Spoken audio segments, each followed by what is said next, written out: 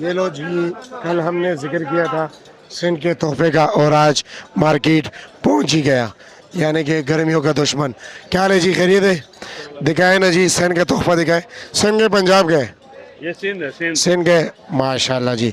फालसे के कल हमने जिक्र किया था जी और आज पहुंच गया। अच्छा ये बताए कि जी वज़न कितना होगा इसमें? वजन इसमें 6 किलो 7 किलो। 6 किलो।